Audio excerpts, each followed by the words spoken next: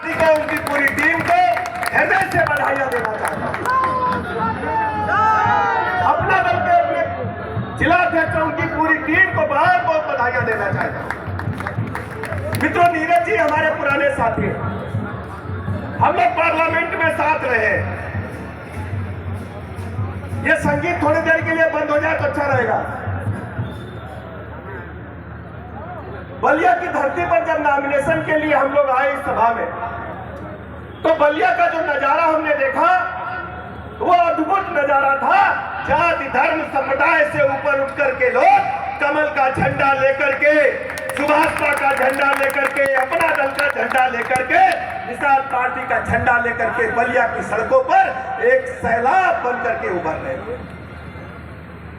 ऐसे अवसर पर अपनी बात रखने से पहले मैं भृगु बाबा के चरणों में नमन करता हूं। आज भगवान परशुराम जी की जयंती है, अक्षय तृतीया है। आप सबको बहुत बहुत बधाइयां और शुभकामनाएं देता हूं पूरे बलिया के जन समुदाय को। बलिया कोई साधारण धरती नहीं है। बलिया में जो ठाना है वो पूरे देश में हुआ है। अगर हम दूसरे शब्दों में कहें कि भारत की तस्वीर को अगर देखना है, जैसे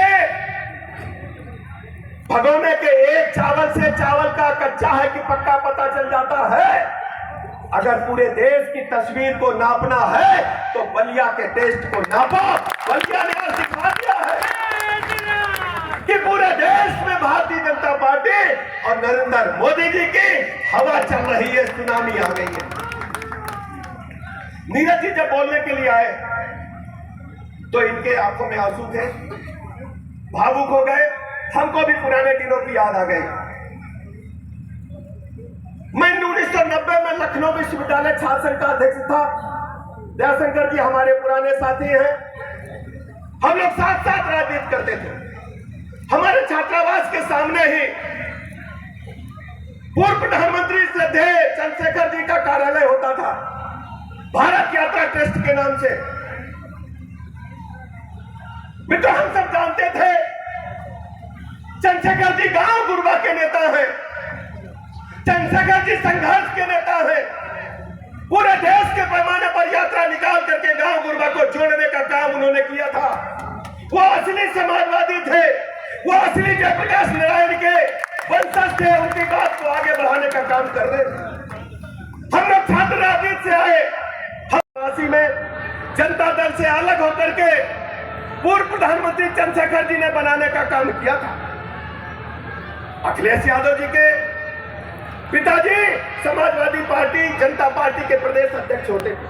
1992 में हम लोगों ने देखा चंद्रशेखर जी दिल्ली में बैठे रहे, पूरी पार्टी को कब्जा करके समाजवादी पार्टी का परिवर्तित करने का काम अखिलेश यादव जी के पिताजी ने किया।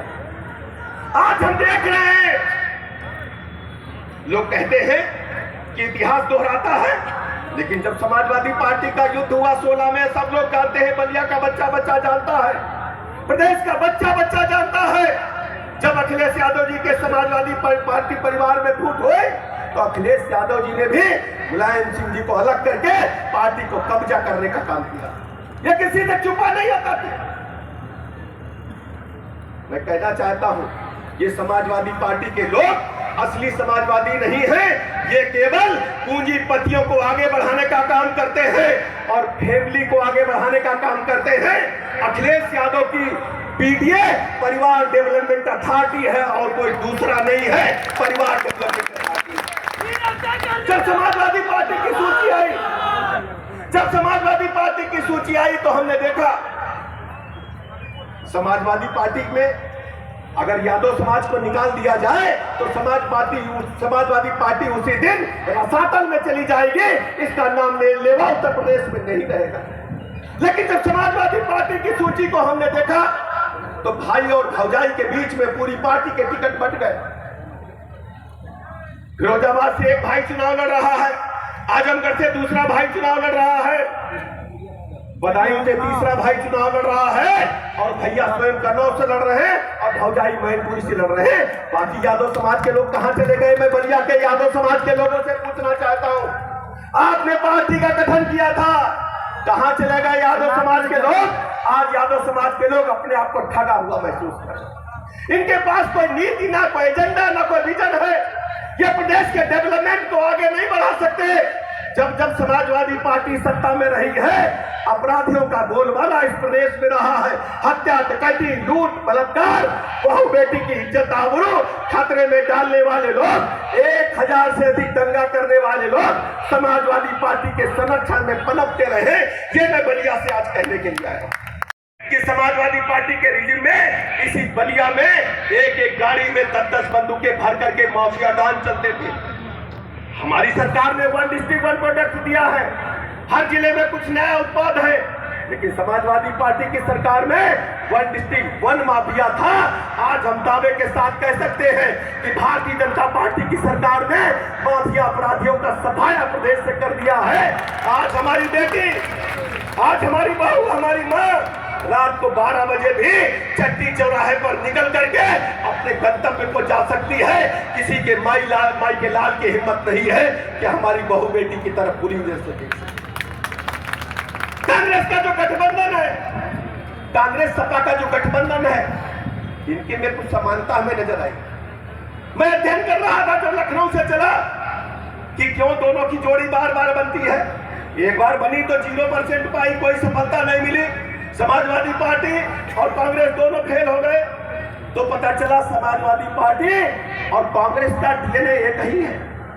कारण जानते हैं, समाजवादी पार्टी के मुखिया भी ऑस्ट्रेलिया से शिक्षा दीक्षा लेकर के आए हैं और कांग्रेस के राहुल गांधी की लालन पालन भी इटली के संस्कारों में हुआ है। इनका देश प्रदेश से कोई लेना देना नहीं है। हम सब गांव गरीब की बात को जानते हैं। नेहरू जी के बारे में कहा जाता था कि वो चांदी का चम्मच लेकर के मुंह में पैदा हुए हैं। ये उन्हीं के खानदान के वारिस हैं। इनका गांव गरीब की जनता से कोई लेना देना नहीं है। गांव गरीब की जनता से अगर किसी का लेना देना है तो वो है हमारे नेता माननीय नरेंद्र मोदी जी, जिन्होंने हर गरीब को पक्का मकान देने का काम किया। आदरणीय राजधारी सिंह जी, आदरणीय सुरेंद्रनाथ सिंह जी, आदरणीय कालीचरण राजभर जी, आदरणीय भगवान पाठक जी, आदरणीय धनंजय कनौजिया जी, आदरणीय छट्टू राम जी, आदरणीय सुनीता श्रीवास्तव जी, विजय बहादुर सिंह जी, जयप्रकाश साहू जी, मार्कंडेय शाही जी, आदरणीय राजमोहन चौधरी जी, जितेंद्र नाथ पांडे जी, उपस्थित सभी मंच पर हमारे नेतागण।